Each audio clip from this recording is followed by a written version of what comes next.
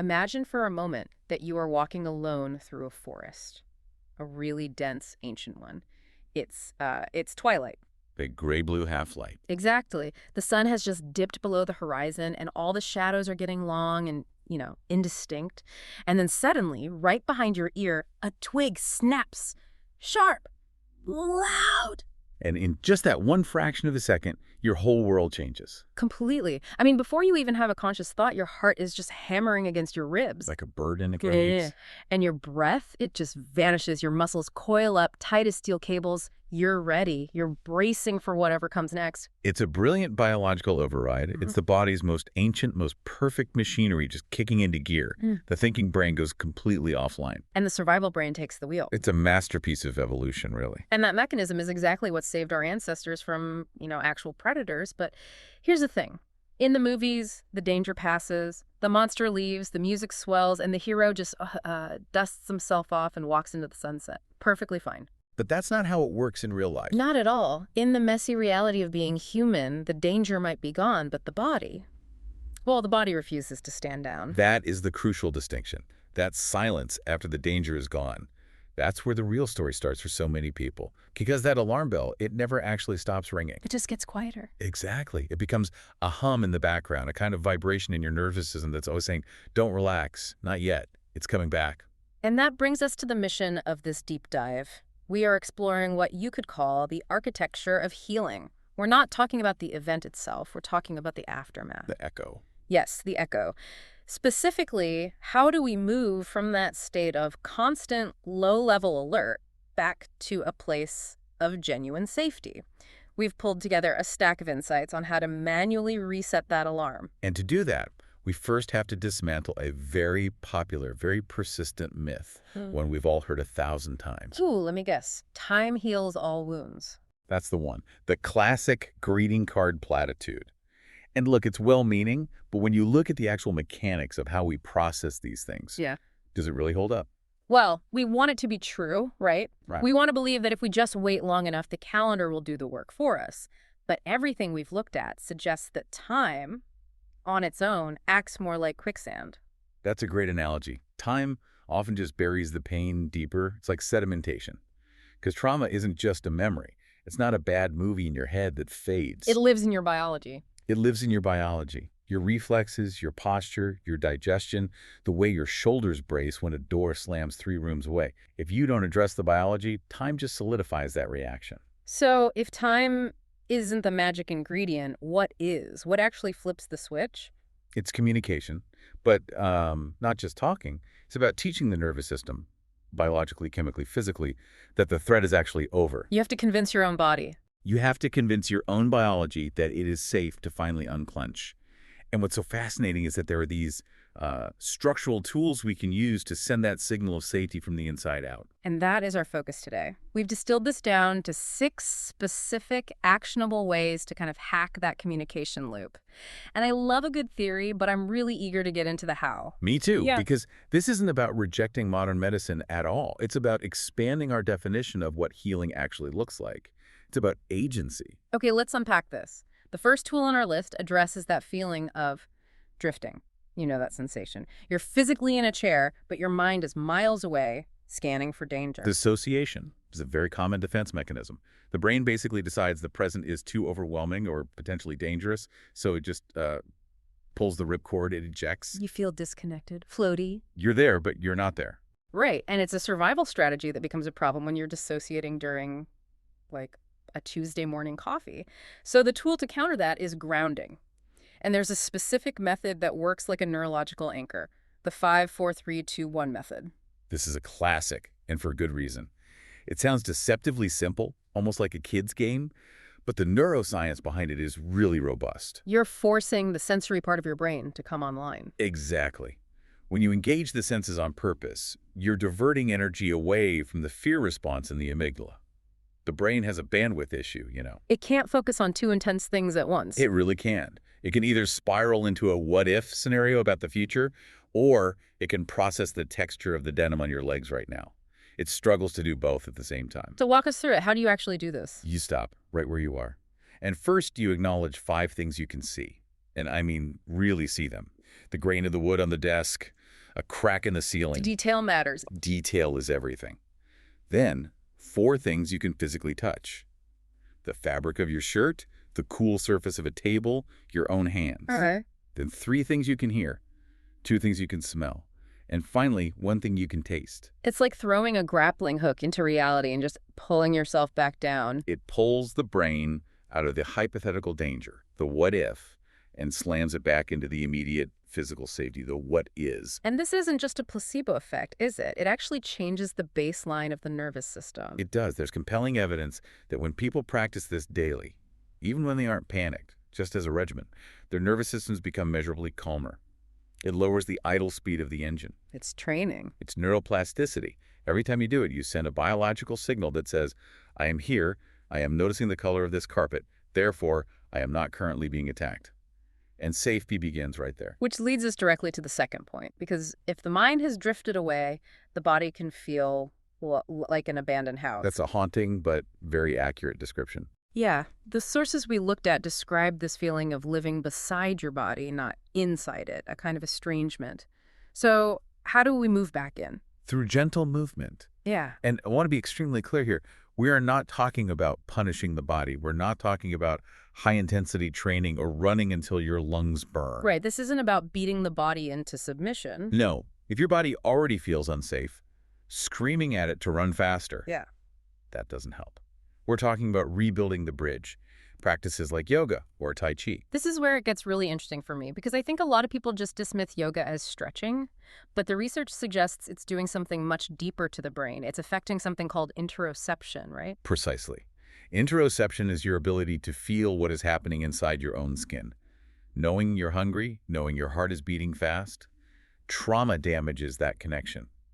We stopped listening because the messages were just too painful. So gentle movement turns the volume knob back up. It does. There have been landmark observations of people with severe treatment-resistant post-traumatic stress who started practicing yoga. Just a couple of times a week. Manageable doses. Very manageable. And the outcomes were staggering. After a few months, a huge portion of them no longer met the clinical criteria for their diagnosis.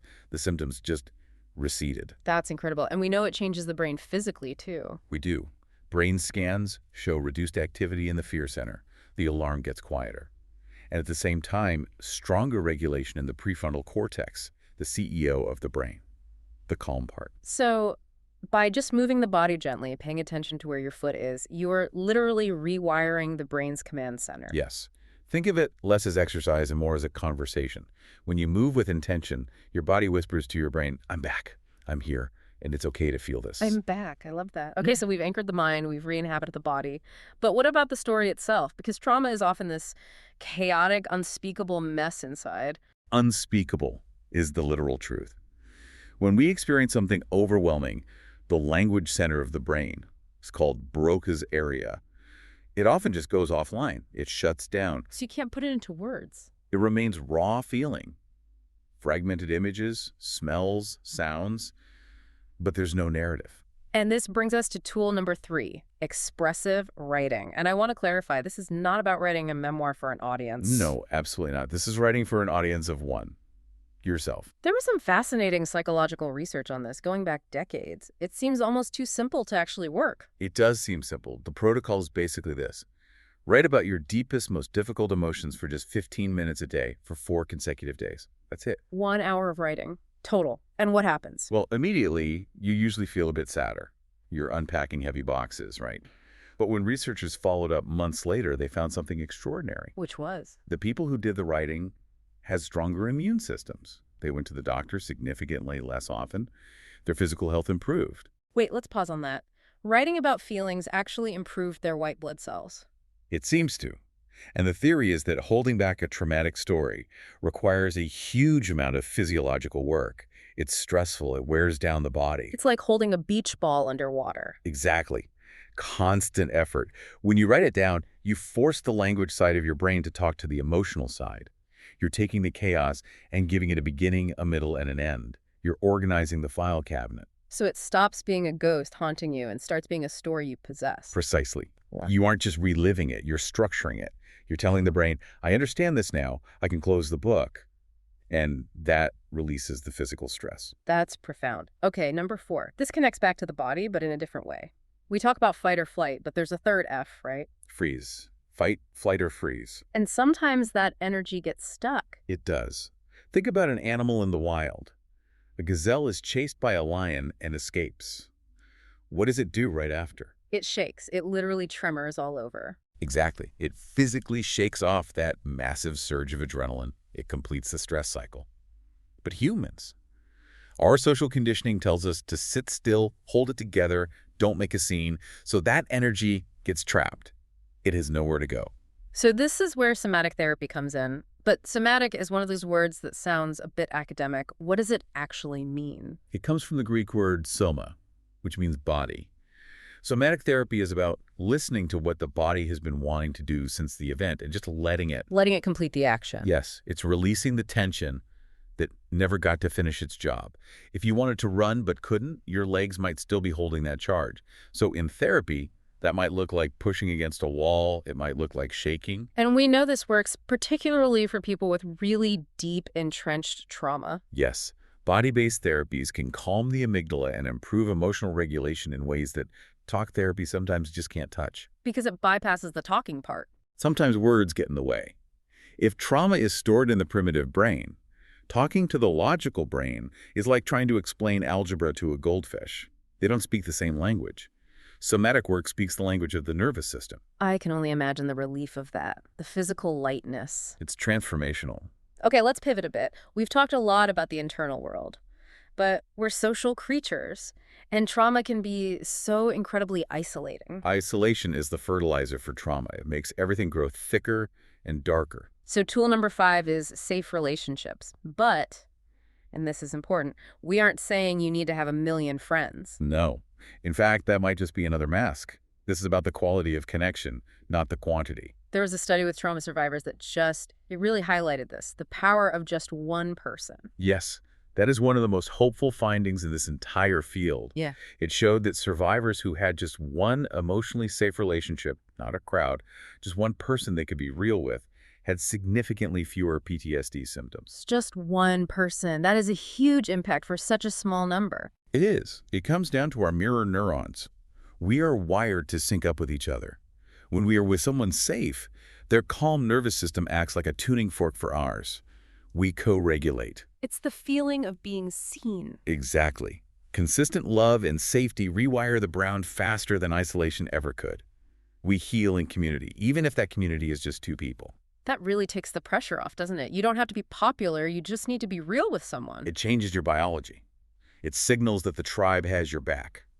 And that means you can finally rest. Which brings us to our final point. Sometimes, even with all of this, words just fall short. Logic can't get to the deepest wounds. Logic is the neocortex. It's the new brain. Trauma lives in the limbic system, the ancient brain. Different languages. So we need a translator, and that translator is creative expression, art, music, dance. We often dismiss these as just hobbies. Or people say, oh, I'm not an artist. But biologically, creativity is an alternative language.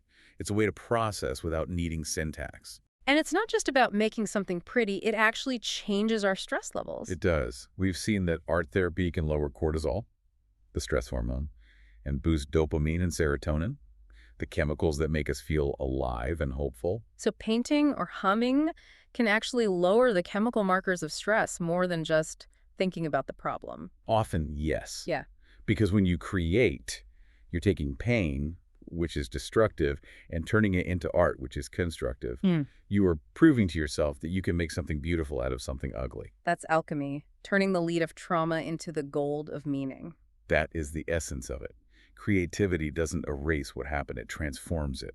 So we've covered 6 paths here: grounding, movement, writing, somatic work, connection, and creativity. Feels like a lot, but when you zoom out, they're all doing the same thing, aren't they? They are. If we synthesize all this, the core truth is this. Every single one of these tools is a letter sent to the nervous system. And the message is always the same. The danger has passed. You are safe now. And that's why healing can't be standardized. It just can't. And we have to be honest, while these tools are powerful, there is no guarantee. There's only possibility. It's not a checklist where if you do all 6, you're magically fixed. Right. It's a toolkit. You pick up the tool that feels right for your hand today, Maybe today it's yoga. Maybe tomorrow it's calling a friend. And that brings me to the invitation I want to leave with our listeners. We often wait for a massive breakthrough moment, the movie moment. Yeah. But healing doesn't seem to work that way. No. It happens quietly, in the invisible moments. It's the choice to take a deep breath before reacting. It's the choice to drop your shoulders when you realize they're up by your ears. It's the text you send to a friend saying, "I'm having a hard day." It's the cumulative effect of these small acts of safety. So here's the question for you to carry with you. What is one small, unseen thing you can do right now in the next 10 minutes to tell your body it's safe? Maybe it's drinking a glass of water slowly. Maybe it's just closing your eyes and feeling the weight of the chair underneath you. Just one thing. To remind your biology that the war is over. Healing happens every time we choose to come back to the present. Thanks for diving in with us. Take care.